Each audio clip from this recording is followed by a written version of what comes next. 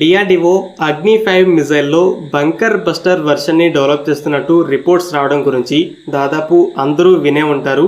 బాగా వైరల్ అయింది. ఈ న్యూస్ ఫస్ట్ కొన్ని స్మాల్ న్యూస్ వెబ్సైట్స్లో పబ్లిష్ అయింది.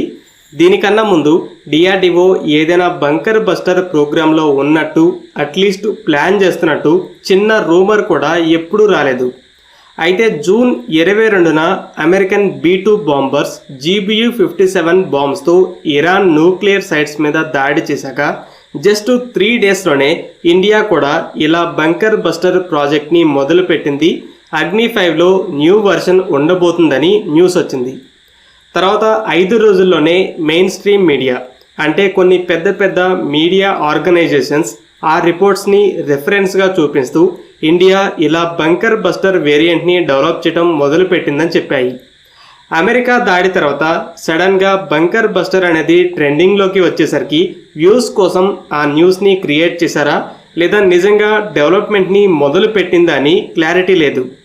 అయితే ఈ న్యూస్ నిజమైన అబద్ధమైన పాకిస్తాన్లో మాత్రానికి ప్యానిక్ అయితే స్టార్ట్ అయింది. డాన్ అని పాకిస్తానీ నేషనల్ మీడియాలో అతిపెద్ద ఇంగ్లీష్ న్యూస్ పేపర్ ఒక రిపోర్ట్ని పబ్లిష్ చేసింది. ఏం చెప్తుందంటే ఇండియా అగ్ని-5 బంకర్ బస్టర్ మిజైల్స్తో పాకిస్తానీ న్యూక్లియర్ వెపన్స్ని ముందే డిస్ట్రాయ్ చేయాలని ట్రై చేస్తే అది చాలా పెద్ద రిస్క్ అవుతుంది. అగ్ని మిజైల్స్ అనేవి ట్రెడిషనల్గా న్యూక్లియర్ రోల్తో లింక్ అయి ఉన్నాయి. ఒకవేళ అగ్ని మిజైల్ని పాకిస్తాన్ మీదకి ఫైర్ చేస్తే దానిలో న్యూక్లియర్ వార్హెడ్ ఉందా లేదా కన్వెన్షనల్ వార్హెడ్ ఉందా అని అనలైజ్ చేసేంత టైం ఉండదు. న్యూక్లియర్ అటాక్ చేస్తుందని ప్యానిక్లో పాకిస్తాన్ కూడా న్యూక్లియర్ మిజైల్స్ని ఇమీడియట్గా ఫైర్ చేయొచ్చు. సో అగ్ని-5 బంకర్ బస్టర్ అనేది ఒక పెద్ద రిస్క్తో కూడుకున్న గ్యాంబ్లింగ్ అంటుంది. ఇందులో ఒక నిజం కూడా ఉంది. ఏంటంటే ఇండియా ఫైర్ చేసిన బలిస్టిక్ మిజైల్ ఎంత ఎత్తుకు వెళ్తుంది అనే దాన్ని బట్టి అది అగ్ని సిరీస్ మిజైల్ అని పాకిస్తాన్కి కన్ఫర్మేషన్ అయితే వస్తుంది. ఎగ్జాక్ట్గా ఏ మిజైలో తెలియదు కానీ అది అగ్ని సిరీసే అని ఖచ్చితంగా తెలిసిపోతుంది. అయితే ఇండియా కిరానా హిల్స్ మీద దాడి చేసిందా లేదా అని ఒక చిన్న మిస్టరీగా ఉంది. ఎయిర్ మార్షల్ AK భారతిని ఆపరేషన్ సింధూర్ ప్రెస్ బ్రీఫింగ్లో దీని గురించి అడిగితే నవ్వుతూ మాకు కిరానా హిల్స్లో న్యూక్లియర్ ఇన్స్టాలేషన్స్ ఉన్నట్టే తెలియదు, అక్కడ ఏమున్నా సరే మేము కిరానా హిల్స్ని హిట్ చేయలేదని చెప్పారు. పాకిస్తాన్ కూడా సైలెంట్గా ఉంది. అయితే రీసెంట్గా వచ్చిన మన main stream media reports satellite imagery India నిజంగానే కిరానా హిల్స్ ఎంట్రీ ఎగ్జిట్ పాయింట్స్ని హిట్ చేసింది అని ఇండికేట్ చేస్తున్నట్టు పబ్లిష్ చేశాయి. ఎయిర్ ఫోర్స్ నిజంగా పాకిస్తానీ న్యూక్లియర్ ఇన్స్టాలేషన్స్ మీద దాడి చేసినా కూడా ఇండియా అఫీషియల్గా చెప్పదు. సమర్థించుకునే కారణం లేకుండా పాకిస్తానీ న్యూక్లియర్ సైట్స్ మీద దాడి చేశామని చెప్తే ఇండియా శాంతియుత దేశం కాదు, ఒక రోగ్ నేషన్ అన్నట్టు ప్రపంచ దేశాలు చిత్రీకరిస్తాయి. ఇండియా ఈ విషయాన్ని రిజెక్ట్ చేశాక పాకిస్తాన్ కూడా ఇలా దాడి జరిగిందని చెప్తే మన పరువే పోతుందని సైలెంట్గా ఉంది.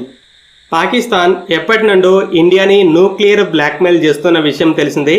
మీ న్యూక్లియర్ అర్సెనల్ని మేము లెక్క చేయమని చూపించడానికి ఈ స్ట్రైక్ చేసి ఉండొచ్చు.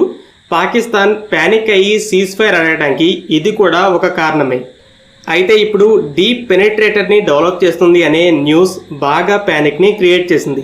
మరి ఇంతలా భయాన్ని క్రియేట్ చేస్తున్న రిపోర్ట్స్ ఏం చెప్తున్నాయి? రిపోర్ట్స్ని బట్టి అగ్ని-5 ప్రజెంట్ 1.5 టన్స్ వార్ హెడ్ని క్యారీ చేయగలదు. 7,000 నుండి 8,000 కిలోమీటర్ల దూరంలో దాడి చేయగలదు. అయితే వార్ హెడ్ని 7.5 టన్కి పెంచి రేంజ్ని 2,500 కిలోమీటర్లకి తగ్గించబోతున్నట్టు చెప్తున్నాయి. GBU-57 13.6 టన్స్ వెయిట్ ఉంటుంది. ఇందులో 2 టన్నులు ఎక్స్ప్లోజివ్స్ వెయిట్. ఇక గైడెన్స్ సిస్టమ్స్ కంట్రోల్ ఫిన్స్కి కొంత వెయిట్ని తీసేస్తే మిగతాదంతా హై స్ట్రెంగ్త్ స్టీల్తో తయారు చేసిన కేసింగ్, దాని లోపల ఎక్స్ప్లోజివ్స్ ఉంటాయి. డ్రాప్ చేశాక గ్రావిటీతో నియర్లీ సూపర్సోనిక్ స్పీడ్కి యాక్సెలరేట్ అయ్యి నియర్లీ వర్టికల్ యాంగిల్లో అంటే 90 డిగ్రీస్ యాంగిల్లో ఢీ కొడుతుంది. 60 మీటర్ల లోతుకు వెళ్ళి బ్లాస్ట్ అవుతుంది. అయితే అగ్ని-5 7.5 టన్ వార్హెడ్ని క్యారీ చేస్తే అందులో ఎక్కువ పోర్షన్ స్టీల్ కేసింగ్ ఉంటుంది. ఓవరాల్ వెయిట్ GBU-57 కన్నా చిన్నది అయినా అగ్ని-5కి అతిపెద్ద బలం స్పీడ్. ఎక్స్ట్రీమ్ హైపర్సోనిక్ స్పీడ్తో హిట్ చేస్తే కైనెటిక్ ఎనర్జీతో ఇంపాక్ట్ ఎక్కువగా ఉంటుంది. 80 నుండి 100 మీటర్ల లోతుకి వెళ్ళగలదని చెప్తున్నాయి. ఈ వర్షన్ని డెవలప్ చేయాలంటే వార్ హెడ్తో పాటు గైడెన్స్లో కూడా మార్పులు చేయాలి. First trajectory. ఐసీబీఎంస్ వర్టికల్గా పడవు, 60 నుండి 75 డిగ్రీస్ యాంగిల్లో పడతాయి. అందుకని లాఫ్టెడ్ ట్రాజెక్టరీలో బాగా ఎత్తుకు వెళ్ళి 90 డిగ్రీస్లో పడాలి. Second accuracy. అగ్ని 5 మోస్ట్ యాక్యురేట్ ఐసీబీఎం. మిగిలిన ఐసీబీఎంస్కి సిఈపి అనేది 100 నుండి 200 మీటర్లు ఉంది. అంటే 100 మీటర్స్ 200 మీటర్స్ రేడియస్తో సర్కిల్ గీస్తే అందులో ఎక్కడైనా పడవచ్చు. న్యూక్లియర్ స్ట్రైక్ కాబట్టి దానివల్ల ప్రాబ్లం ఉండదు. అయితే అగ్ని 5కి 10 మీటర్స్ లోపే సిఈపి ఉంది. ఇంకొంచెం ఇంప్రూవ్ చేయాలి. GBU-57కి అయితే 5 మీటర్స్. ఇలా థియరిటికల్గా ట్రాజెక్టరీ, యాక్యురసీ, వార్ హెడ్, రేంజ్లో మార్పులు చేసి అగ్ని 5ని బంకర్ బస్టర్గా మార్చొచ్చు. మీడియా రిపోర్ట్స్ ఇలా డెవలప్మెంట్ స్టార్ట్ అయిందని చెప్తున్నాయి. నిజమైన క్రియేట్ చేసిన న్యూస్ అయినా పాకిస్తాన్లో మాత్రానికి ప్యానిక్ అయితే స్టార్ట్ అయింది. మరి ఇలా GBU-57 లాంటి వ్యూహాత్మక బంకర్ బస్టర్ బాంబ్స్ని ఎలాంటి సిచ్యువేషన్స్లో వాడతారు? పాకిస్తాన్లో న్యూక్లియర్ రోల్లో శాహీన్, గోరీ లాంటి మిజైల్స్ ఉన్నాయి. అయితే వార్ హెడ్స్, మిజైల్స్ అనేవి కలిసి ఉండవు. ఈ న్యూక్లియర్ వార్ హెడ్స్ని కొన్ని అండర్ గ్రౌండ్ ఫెసిలిటీస్లో స్టోర్ చేస్తారు. న్యూక్లియర్ మిజైల్స్ని వేరే చోట పెడతారు. దీనివల్ల హై లెవెల్ అఫీషియల్స్ పర్మిషన్ లేకుండా ఎవరూ మిస్యూజ్ చేయలేరు. అయితే ఒక్కసారి న్యూక్లియర్ దాడి చేయండి అని ఆర్డర్స్ వెళ్ళాయి అంటే ప్రిపరేషన్కి టైం ఉంటుంది. ఫస్ట్ ఈ న్యూక్లియర్ బాలిస్టిక్ మిజైల్స్ అనేవి లిక్విడ్ ఫ్యూయల్ అయితే ముందు వాటిలో ఫ్యూయల్ని నింపాలి. సాలిడ్ ఫ్యూయల్ అయితే ఎప్పుడూ రెడీగానే ఉంటాయి. ఇలా మిజైల్స్ని ప్రిపేర్ చేసి తీసుకెళ్ళి వార్ హెడ్స్ని ఫిట్ చేయాలి. అవి అండర్ గ్రౌండ్ ఫెసిలిటీస్ నుండి బయటకు వచ్చి స్ప్రెడ్ అయ్యి ఇక లాంచ్ చేయాలి. అయితే ఇండియన్ సిగ్నల్ ఇంటెలిజెన్స్ ఎయిర్క్రాఫ్ట్ కమ్యూనికేషన్స్ని ఇంటర్సెప్ట్ చేస్తూ ఇలా న్యూక్లియర్ స్ట్రైక్ గురించి ఆర్డర్స్ వెళ్ళాయని కనిపెట్టినా లేదా సర్వేలెన్స్ ఎయిర్క్రాఫ్ట్, డ్రోన్స్, శాటిలైట్స్ ఈ ఫెసిలిటీస్లో అన్యూజువల్ మూవ్మెంట్స్ని చూసినా లేదా హ్యూమన్ ఇంటెలిజెన్స్ నుండి ఇలా న్యూక్లియర్ దాడికి ప్రిపేర్ అవుతున్నట్టు ఇన్పుట్స్ వచ్చినా సరే వెంటనే ఆ అండర్ గ్రౌండ్ న్యూక్లియర్ సైట్స్ మీద దాడి చేయొచ్చు. లాంచ్ చేయండి అని ఆర్డర్స్ రాగానే వితిన్ 10 మినిట్స్లో అగ్ని 5ని ఫైర్ చేయొచ్చు. ఇండియా నో ఫస్ట్ యూజ్ పాలసీని పాటిస్తుంది. అంటే పాకిస్తాన్ మా మీద న్యూక్లియర్ దాడి చేస్తే తప్ప మేము ఫస్ట్ అయితే నూక్స్ని వాడమని చెప్తుంది. ఇక్కడ బంకర్ బస్టర్ని వాడితే అది కన్వెన్షనల్ వార్ హెడే కాబట్టి ఆ పాలసీని బ్రేక్ చేసినట్టు కాదు. ఈ న్యూక్లియర్ స్టోరేజ్ ఫెసిలిటీస్ అనేవి ఒక చోట ఉండవు కాబట్టి పాకిస్తాన్ న్యూక్లియర్ దాడికి ప్రిపేర్ అవుతుందని ప్రెసెస్ ఇంటెలిజెన్స్ ఆధారంగా దాడి చేస్తే కంప్లీట్గా అన్నింటినీ నాశనం చేయకపోయినా ఎక్కువ శాతం అర్సనల్ని నాశనం చేయొచ్చు. ఇక మిగిలిన మిజైల్స్ని అయితే స్టాప్ చేయొచ్చు. మళ్ళీ ఇండియన్ రిటాలియేషన్ మాత్రానికి మ్యాసివ్గా ఉంటుంది.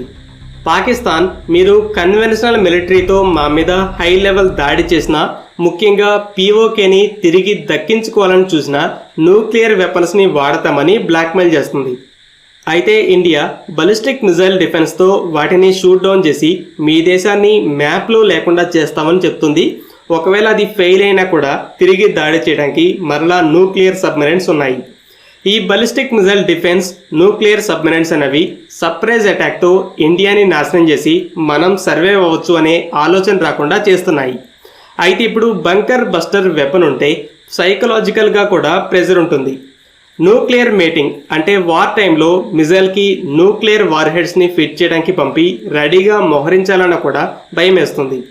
ఎందుకంటే మనం మోహరించడానికి న్యూక్లియర్ మేటింగ్ చేస్తున్నా కూడా అది దాడికి ప్రిపేర్ అవుతున్నట్టు అనుకొని ఇండియా ప్రీఎంప్టివ్ స్ట్రైక్స్ని జరుపుతుంది.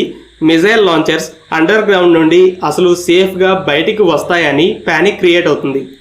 సో ఇప్పుడున్న న్యూక్లియర్ డిఫెన్స్ సబ్మెరైన్స్ అనేవి ఇండియా మీద దాడి చేయకుండా పాకిస్తాన్ని భయపెడుతున్నాయి. అయితే ఇలాంటి ఒక strategic bunker buster weapon war చాలా పీక్ టైంలో ఉన్నా కూడా పాకిస్తాన్ న్యూక్లియర్ మేటింగ్తో రెడీగా ఈ మిజైల్స్ని డిప్లాయ్ చేయడానికి కూడా భయపెడుతుంది.